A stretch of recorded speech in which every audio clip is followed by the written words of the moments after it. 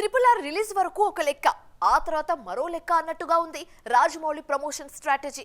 తన గత చిత్రాల విషయంలో ఫాలో అయిన ఏ ఫార్ములాను కూడా SSMB 29 విషయంలో రిపీట్ చేయడం లేదు జక్కన్న.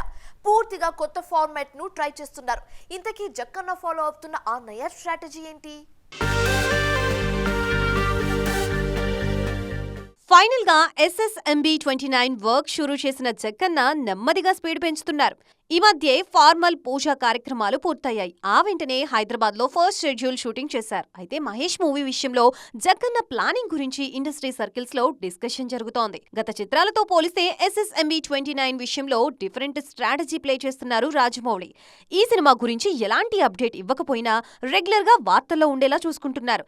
అఫీషియల్ అప్డేట్స్ ఇవ్వకుండా లీకులతో సినిమా మీద బజ్ క్రియేట్ చేస్తున్నారు. SSMB 29 కాస్టింగ్ గురించి చెప్పకపోయినా హీరోయిన్ గా ప్రియాంక చోప్రా, కీలక పాత్రలో పృథ్వీరాజ్ సుకుమారన్ నటిస్తున్నారన్న విషయంలో క్లారిటీ వచ్చేసింది.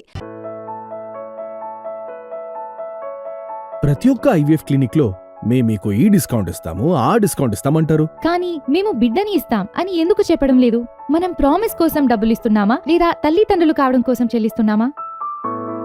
నోవా IVF దాగిన ఖర్చులుండవు, మీరు నమ్మగల నైపుణ్యం మాత్రమే.